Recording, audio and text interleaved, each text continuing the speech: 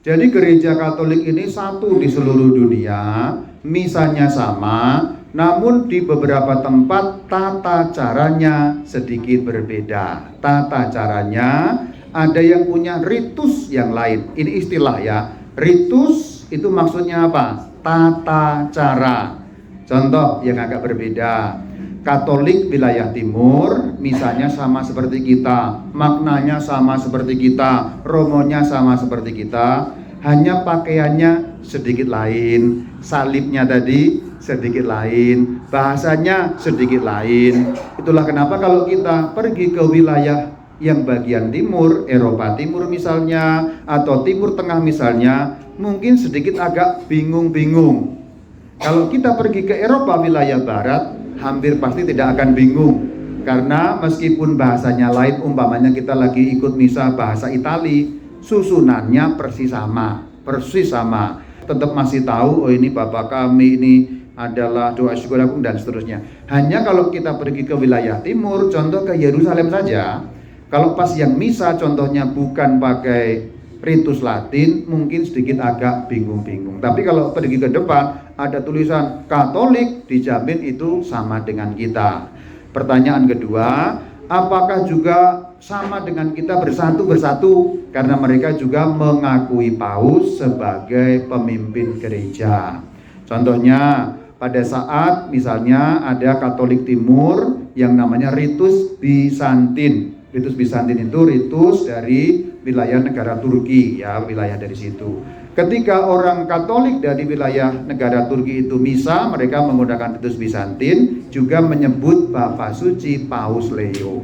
Ini menandakan namanya persekutuan. Kalau bahasa Latinnya itu in communione, ya, atau dalam komunio, dalam persatuan dengan Bapa Suci. Persis seperti kalau kita misa dalam doa syukur agung itu kan selalu menyebut ya, bersama dengan Paus kami, ya Paus yang saat itu kalau dulu Fransiskus, kalau sekarang ya Leo, bersama dengan uskup kami Antonius. Jadi gereja Katolik itu sebenarnya di seluruh dunia ini satu dan sama, namun di beberapa tempat yang khusus, terutama di wilayah Timur Tengah dan Eropa Timur, memang tata caranya agak lain. Kenapa begitu?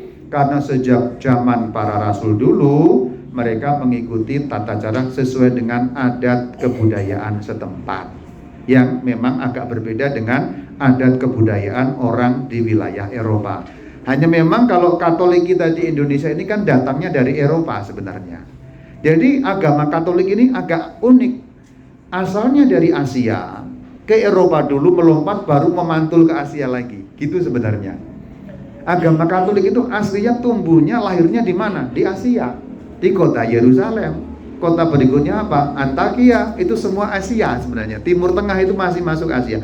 Hanya kemudian masuk ke Eropa dulu, baru dari Eropa itu diekspor ke Indonesia. Jadi kita tahunya kalau agama Katolik itu agamanya orang Eropa, padahal sebenarnya itu Asia sebenarnya.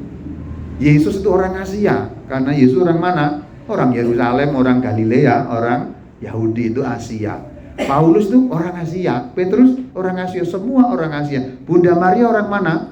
Orang Asia, karena Bunda Maria itu orang dari kota mana asalnya? Dari Nazaret, itu Asia. Meskipun patung-patung Bunda Maria yang sekarang kita jumpai banyaknya wajahnya Eropa. Karena impornya itu ke Eropa dulu baru ke sini. Jadi itu pengertiannya sebenarnya. Karena dari dulu agama Katolik memang dari Asia, maka menggunakan beberapa ritus yang berbeda. Nah, yang akan sedikit agak bingung kalau suatu saat kelak Bapak dan Ibu datang ke negara-negara wilayah Timur Tengah. Tapi kalau ke wilayah ziarah di Eropa dijamin gak akan bingung. Umpamanya kamu ke Roma, ke Fatima, kemudian pergi ke Lourdes, ya Lourdes itu tidak akan bingung. Yang mungkin akan bingung kalau suatu kali misalnya pergi ke Yerusalem misalnya. Di Yerusalem itu ada berbagai macam ritus, ada yang Latin, ada yang Bizantin, ada yang Armenia.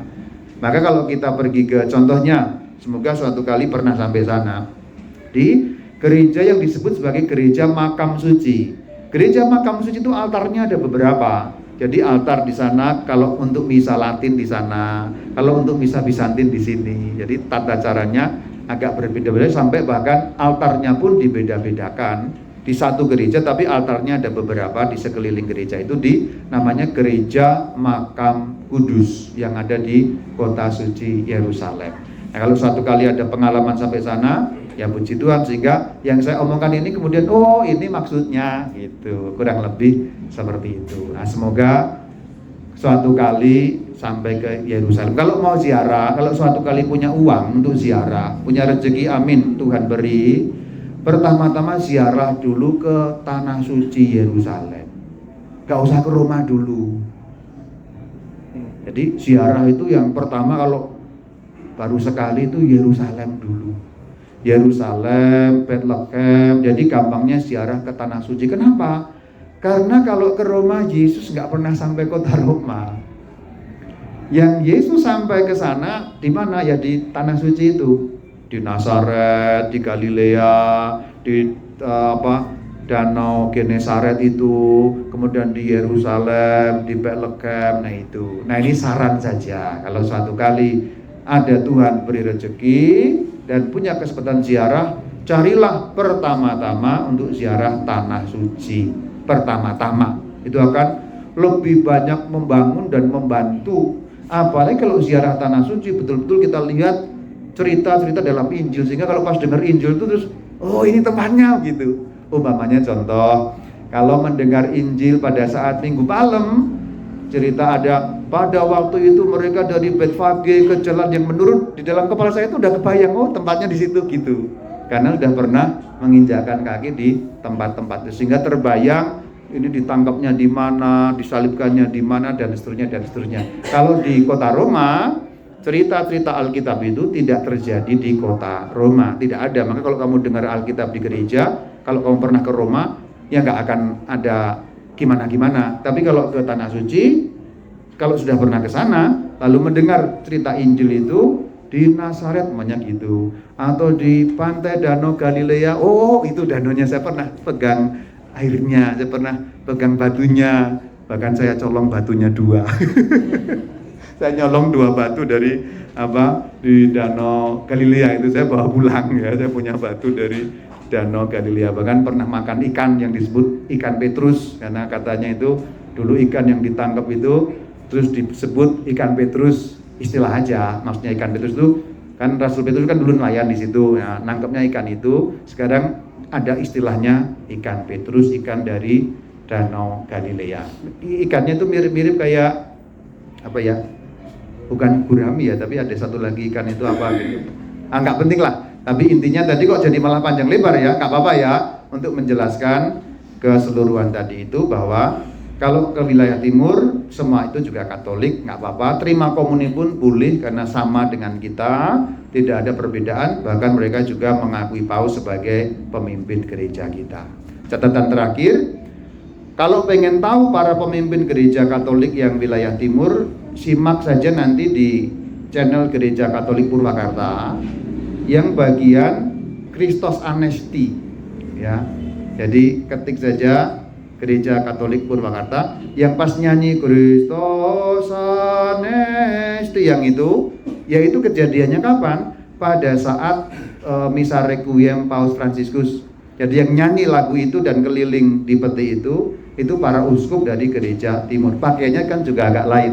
Kalau pakaian di barat itu topinya itu kan mitra lancip gitu. Lancip, kalau yang mereka di timur topinya agak bulat gini, jadi agak lain juga topinya. Nah tapi itu maknanya sama, hanya kalau pengen tahu maksudnya itu uskup-uskup dari gereja timur, nanti ketik saja pemakaman atau requiem Paus Fransiskus, atau klik di Gereja Katolik Purwakarta, sudah ada itu yang pas bagian yang disambungkan dengan waktu saya nyanyi.